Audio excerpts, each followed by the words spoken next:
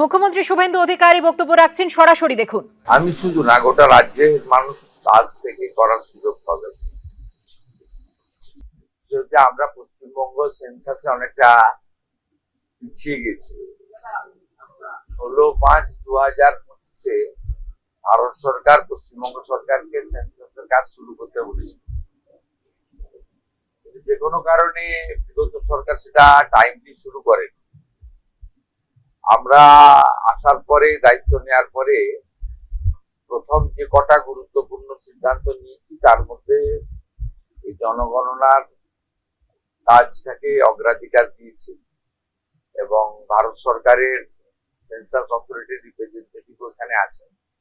ওনাদের census commissioner, census director এসেছে, training হয়েছে, ডিস্ট্রিক্ট ম্যাজিস্ট্রেটদের সঙ্গেও আমাদের হয়েছে। হওয়ার পরে আমরা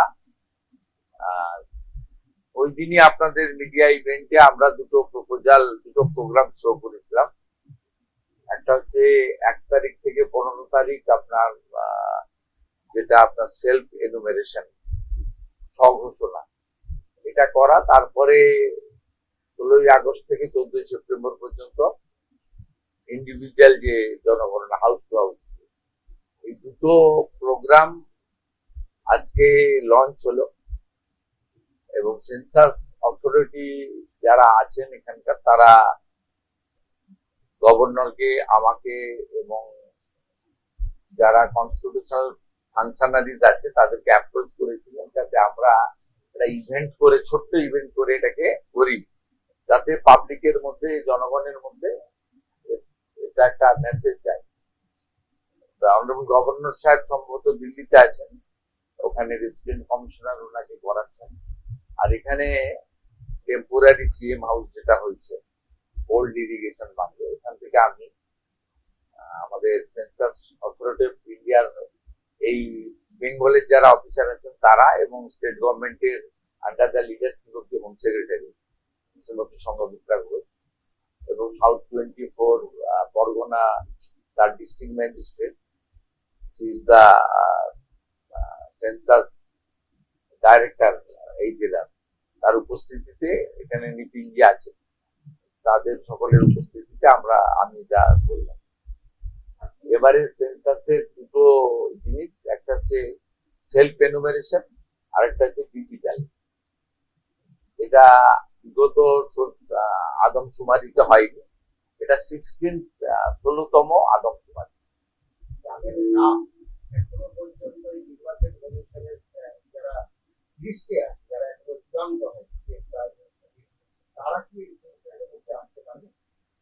এটাও গাইডলাইন ক্লিয়ার আছে, আন্ডার কনসিডারেশন আছে, কিন্তু আপনাদের মনে হয় প্রথমত ইএসডি তো আপনারা জানেন, তাদের তো প্রায় 60 লাখের কাছাকাছি যারা মৃত বা ইত্যাদি, তারা কোনো ক্লেম করেনি। সেকেন্ড হচ্ছে অ্যাডজুডিকেট যারা হয়েছিল তাদের মধ্যে কিছু নাম অল্প স্বল্প ভোটের আগে উঠেছে সুপ্রিম কোর্টের ডাইরেকশন অনুযায়ী। ফাইনালি যে 27 লক্ষ অ্যাডজুডিকেট ছিল তাদেরকে ট্রাইব্যুনাল করে দিয়েছিল সুপ্রিম কোর্টের নির্দেশে হাইকোর্ট থেকে। সেই ট্রাইব্যুনালে, সোফার মাই নলেজ, একদম রেডি ডাটা আমার হাতে নেই, তো আমি যেহেতু অ্যাডমিনিস্ট্রেটিভ চিফ আমাকে সব খবর রাখতে হয়, তা 7 লক্ষ আপিল করেছে, 20 লক্ষ নট রেসপন্ডেড। তাদের ক্ষেত্রে কি ব্যাপার আছে আমি বলতে পারবো না, এটা দেখতে হবে। তারা নিজেরাই ভোটার হিসেবে দাবি করেনি, এবারে নাগরিক হিসেবে দাবি করবে কিনা সেটা তো যখন আমাদের এই সেলফ এনুমেরেশন অথবা হাউস টু হাউস যখন আমাদের লোকেরা যাবে, এটা যখন ফিরে আসবে তখন আমরা অ্যাসেস করে বলতে পারবো। এখনই এটা নিয়ে আমার মনে হয় কোনো কনক্লুশনে না আসাই ঠিক হবে।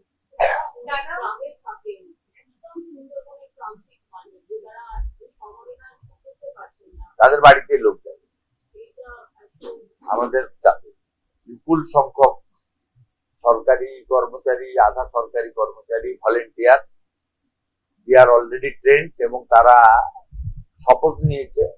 তারা এই কনস্টিটিউশনাল যে রেসপন্সিবিলিটি, আদমশুমারি একটা সাংবিধানিক দায়িত্বের মধ্যে পড়ে, দায়িত্ব আমি যেমন পালন করছি একেবারে নিচে বাড়ি বাড়ি যিনি যাবেন তিনিও সেই দায়িত্ব পালন করবেন, উনি করিয়ে নিয়ে আসবেন, অসুবিধা হবে না।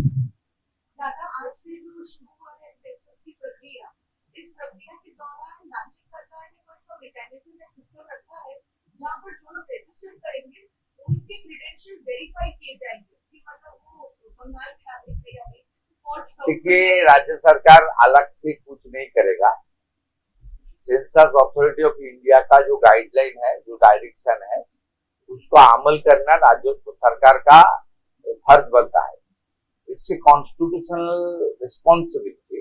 We are performing it as per the direction and guideline framed by the Census Authority of India. ये पूरा देश में हो रहा है, नॉट ओनली वेस्ट बंगाल, इसलिए वेस्ट बंगाल सरकार अलग से कुछ नहीं करेगा। আপনি বলার সময় বলছিলেন যে উন্নয়নের সঙ্গে এটা একটা চুক্তি, সেন্সাসের সাথে উন্নয়নের সম্পর্ক রাখতে পারে কিভাবে, মানে এই যে ভাগ হওয়া, আপনি নাগরিক হলেই তো উন্নয়নের সুযোগ পাবেন। আপনি যদি দেশের নাগরিক না হন, আপনি সোশ্যাল ওয়েলফেয়ার স্কিম থেকে শুরু করে আপনি সবকিছুই, এমপ্লয়মেন্ট থেকে শুরু করে ভ্যাকসিনেশন থেকে শুরু করে, তো ভারতবর্ষে তো নাগরিকদের জন্যই দায়বদ্ধতা কেন্দ্র এবং রাজ্য সরকারের। তাই একটা পরিচ্ছন্ন আদমশুমারি অর্থাৎ নাগরিক তালিকা এলে সরকারেরও পক্ষে কার জন্য কি বিষয় দরকার সেটা পেয়ে যাবে। এবারে ফর্মে আপনি দেখবেন ইন ডিটেলস রয়েছে, যেটা আগের আদমশুমারি গুলোতে অতটা ডিটেলস ছিল না। এবং ফেব্রুয়ারি মাসে ফাইনালি এই ডাটাটা এসে গেলে আমাদের এই বিভিন্ন স্কিমে যে ফর্ম ফিল আপ করাতে হচ্ছে বা বিভিন্ন জাতিগত শংসাপত্র দেওয়া বা বিভিন্ন জাতিগত যে সমস্ত বেনিফিট গুলো ভারত সরকার বা রাজ্য সরকারের আছে, সেগুলোর জন্য আলাদা করে লোককে আর লাইনে দাঁড়াতে হবে না। এটা একটা অত্যন্ত পার্মানেন্ট একটা রেকর্ড আমাদের তৈরি হয়ে যাবে, যেটা দিয়ে আমরা আগামী দিনে আমাদের দেশ এবং প্রদেশকে এগিয়ে নিয়ে যেতে পারবো।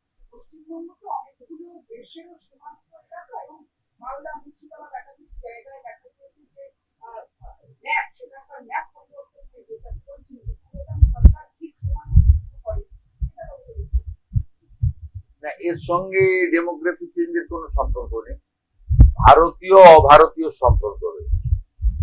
আপনি যেটা ইঙ্গিত করছেন অনুপ্রবেশকারীদের নিয়ে, এক্ষেত্রে ভারত সরকারের স্ট্যান্ড খুব ক্লিয়ার এবং যেটা মুখ্যমন্ত্রীরও স্ট্যান্ড খুব ক্লিয়ার।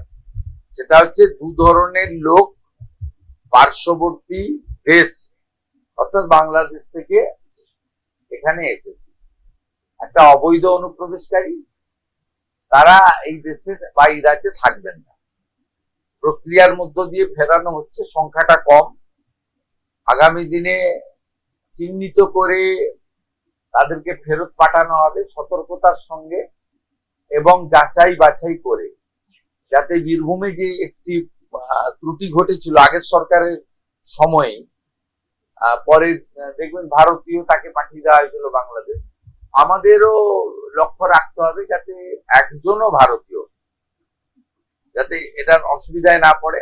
আবার যারা অনুপ্রবেশকারী তাদেরকে যেতে হবে, তারা এখানে থাকবে না, তাদেরকে আমরা খাওয়াতে পারবো না, তাদের রাখতে পারবো না, পরিষ্কার কথা। কিন্তু এখানে দু রকমের বিষয় রয়েছে, এক দল হচ্ছে অনুপ্রবেশকারী, আরেক দল হচ্ছে শরণার্থী। এবং সিটিজেনশিপ অ্যামেন্ডমেন্ট অ্যাক্টের আওতায় যে সমস্ত আমাদের কমিউনিটি গুলোর কথা বলা আছে, হিন্দু, শিখ, খ্রিস্টান, জৈন, পার্সি, বুদ্ধিস্ট, তারা কিন্তু অবৈধ অনুপ্রবেশকারীর পর্যায়ে পড়ে না, তারা শরণার্থীর পর্যায়ে পড়ে।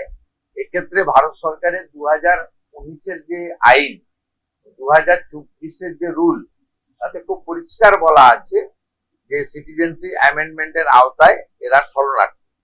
1 সেপ্টেম্বর 2025 ভারত সরকার আরেকটি নোটিফিকেশন বের করে, যাতে বলেছে 31/12/2024 মধ্যে যারা প্রাণের জন্য বা ধর্ম বাঁচানোর জন্য বাংলাদেশ থেকে এই দেশে এসেছে বা এই রাজ্যে এসেছে, তাদের বিরুদ্ধে কোনো মামলা হবে না, তাদেরকে পুলিশ হয়রানি করতে পারবে না।